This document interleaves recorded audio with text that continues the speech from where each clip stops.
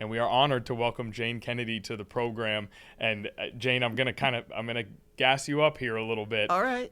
Actress, author, wellness advocate, and a true groundbreaking pioneer in sports broadcasting.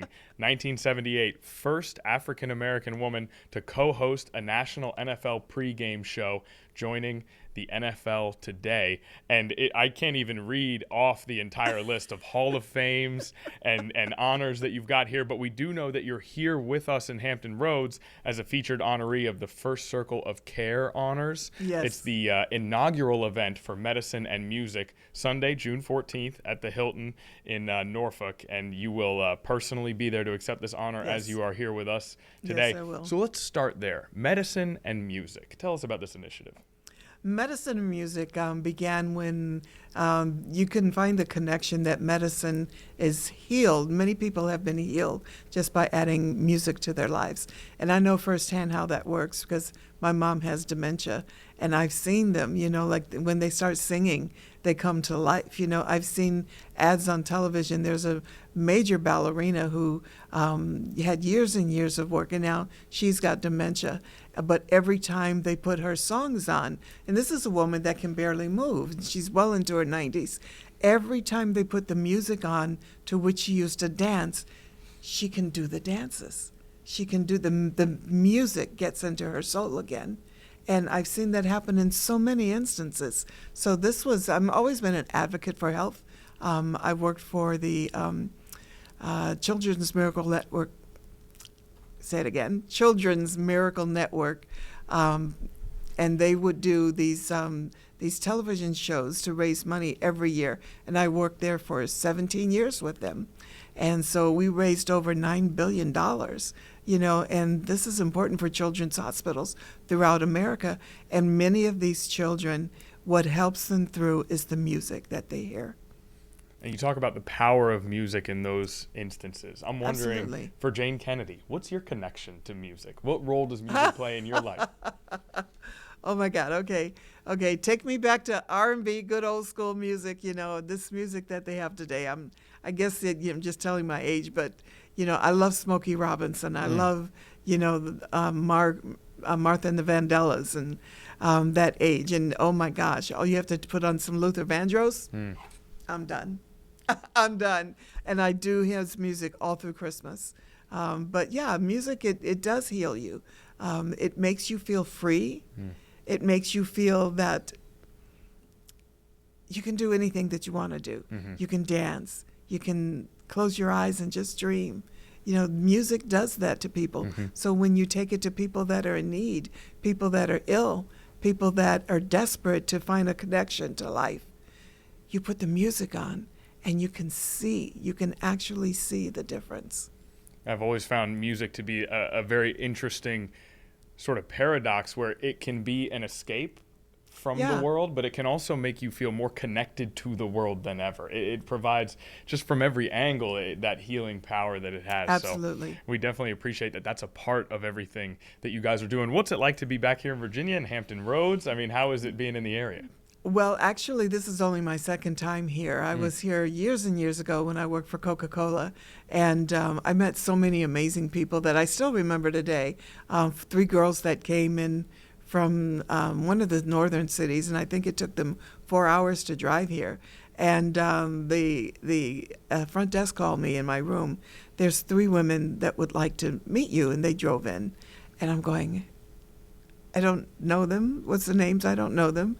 And I said, okay, well, if they drove that far, I'll see them. Go downstairs to the lobby. And all 3 of them had just recently gotten a divorce. And they wanted to thank me for giving them the strength to do that. I still today don't know if that's a good thing or a bad thing, but it definitely left a mark on me that, that I was in an industry that connected me with people. And when I was doing the work back in the 70s, I didn't realize how impactful that job was, that work was to do. I didn't realize the steps that I was making, like on the NFL Today. I didn't realize where that legacy would end. And yes, I was the first Black woman, but there were only 2 women to host that show. And that was me and Phyllis George. And since then, they still to this day have never had a female host on that show, which is a shame. Yeah. So I shout you out, guys. The NFL Today, y'all need some ladies out there. That's good. We need to motivate them somehow to go and make sure they continue with that diversity. You know, staying on that topic, I'm wondering something very few people get to experience, I think. What's it like to be the first of something? To accomplish something that no one else has up to that period in time. What is that like? The challenges and also the celebrations. Being the first sometimes comes in silence. You don't honor it until years later. You're just doing your work. And or there's sometimes somebody will say, you know, you're the first one who's ever done something like this, and you know in advance. But that's very rare. But then you get to, I've been in the business for, it was 14 years that I've been in the business, including the NFL Today, including Speak Up America, and including many of the other shows that I had done. And this woman comes up to me and she said, you know, I've been following you all my life. My dad used to sit us in front of the TV and say, if she can do it, you can do it too. So that made me believe that I could go forward, and being a first actually comes through later down in life. And being a first, and you know, when I earned money, there wasn't that much pay for African American females. Even on the NFL Today, I only made $40,000 a year. Yeah, it was $100,000 or so back then, but my counterparts were making well more than that, and they were paying Phyllis George $300,000 just to stay at home, care to my $40,000, and I had to work, you know, and so it was definitely a challenge. So, did I answer your question? Absolutely, that was great, and it's the what really sticks out to me about that answer is that the fruits of that later come down the line. The fruits of that labor come on down the line. Absolutely, because I have now people calling me and say, we want you to come to my dad's funeral. And I'm going, I don't know your dad. Right. And they said, but goes back to the story. He would make his daughter sit and watch on the NFL Today.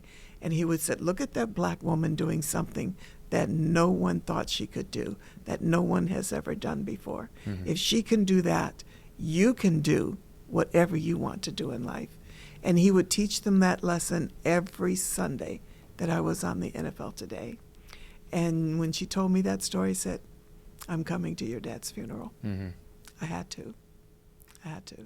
Yeah, and those are the things that come with the courage to be able to be the first, but also in order to become the first of anything, you have to put in the work, right? There has to be the substance. And so I'm wondering, with everything you've accomplished, I think it's good to remind everyone that it started as journalism. So when you look around now... No, that came 8 years later in my career.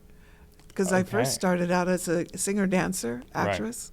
Right. My first job was on Rowan and Martin's Laugh-In, if you remember that. And do you? I don't. You're too young. I don't. But it was a huge show. Okay, so, gosh,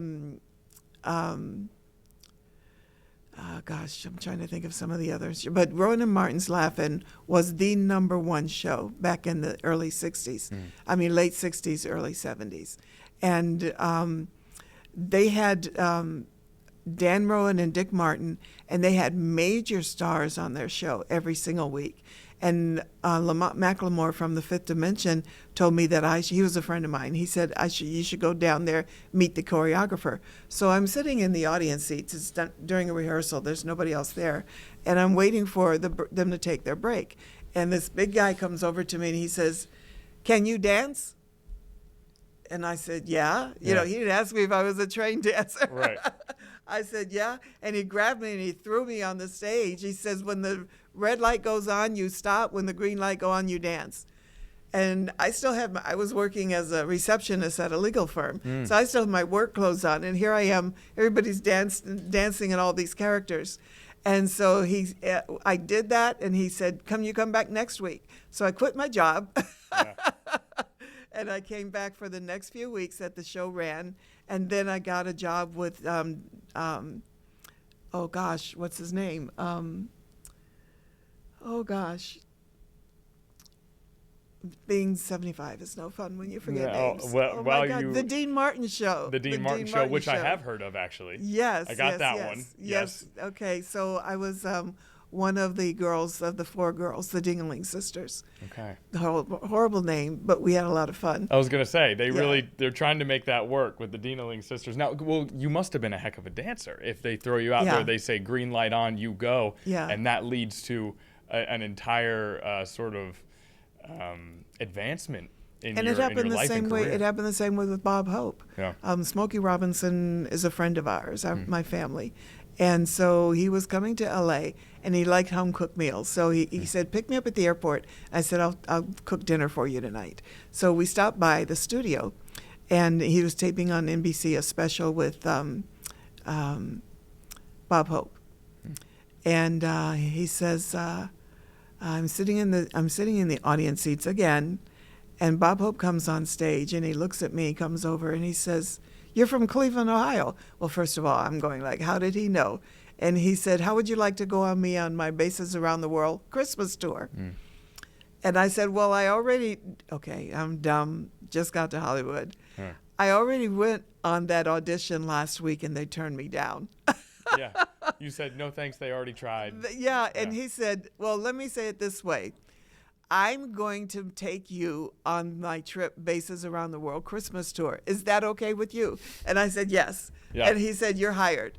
And I went traveling all around the world during the Vietnam War. We did 5 or 6 bases in Vietnam, and we traveled the rest of the world on the Bob Hope USO Christmas tour. Yeah. And things just coming to me, right and left throughout my career. And I always say that I was just blessed to have those opportunities because many African-American actresses at that time in the 70s did not find work. Yeah. So I was absolutely blessed. This is incredible to hear. So the stories that you're telling right now, I'm imagining that we can find them in this book here. Yes, they're in the book. Now we're going to show, this is Plain Jane. This is Jayne Kennedy. A biography, an autobiography? Yeah, it's my memoir. Memoir. Yes. Now, I want to ask about Plain Jane. Why that title? I guess I've never really looked at myself as being bougie Hollywood star. And I'm just Plain Jane. Yeah. And I just always wanted to be seen that way. So when I wrote the title, I just knew they were going to change it. As soon as I got a publisher, as soon as it got a hold of the PR people, they changed the title. They never did. Yeah. But Plain Jane is who I am. And so in writing the book, I wrote it as if I was speaking. There's no fancy language. There's no looking towards, outside. It's just me and how I experienced my life. And I wanted people to know. And some of the things that I talked about were hard to talk about. But I knew that if I didn't cover the things that were hard, then people might not believe the other parts of my journey. Yeah. So this is wonderful to hear that not only the amount of thought that you put into the title, but that they kept the title, that they were able to understand what that meant to you, how important it was for all the things that you've accomplished. I left off entrepreneur. Yes, I Because am. you came in here today, you told us about JayneKennedy.com, and you're also in the fragrance game now. Yes, I am. Which we did not know. JayneKennedy.com, you can get the book, you can get the fragrances. How did you get into this? This is a beautiful, there are opals inside, 24 karat gold inside. Yes. How did you get into this? How does your passion kind of continue to find new areas to explore when you've done so much? Well, I've always been that way because when, they told me you have to only be an actress if you want to be taken seriously as an actress. I never believed in that. I always broadened my scope. And so, it was easy for me to think of myself as a producer. When I created the Love Your Body Fitness program, that was something that wasn't being done. Jane Fonda and I were, we were the leaders in that era. So I created that. I produced. They came and asked me, did you want to be on this? Did you want to be a part of this? And I said, only if I produce it. And I said, I have to select the dancers. I have to train them. It's all going to be me. I have to write what I'm going to talk about. Mm-hmm. And so I hired a co-writer, and, I gave her my thoughts, and she put them into format. And the Love Your Body Fitness program became one of the top 3 fitness programs in the world. Yeah, and we have those first couple stories where you're approached by someone who says, hey, can you do this? We're going to put you on stage. But then a story like that, where you take agency and you make it happen, and seeing the duality of that, Yes. the evolution of your career. Yes. I feel like I could sit here and talk to you about this for another hour. Luckily for our viewers, you will be on our noon show on 13 News Yes, Now I will. as well. Yes, I will. That noon show is coming up. We have run out of time. What a tremendous honor to have you here. Thank you. And you can find Jayne Kennedy Kennedy, Sun and Moon, and the memoir at JayneKennedy.com. JayneKennedy.com. Correct. And if this interview is any indication, a lot of fantastic stories in this memoir, In Thank Plain you. Jane. We appreciate you being here, Jayne Yeah, Kennedy. yeah. And look out for Medicine and Music on Sunday. That's right. They wrapped a bus with my picture. As they should. They wrapped a city bus with my picture. We're going to get an image of that. We're going to play it on the air at some point. Jayne Kennedy here in studio. A true honor for us. We're going to find that bus.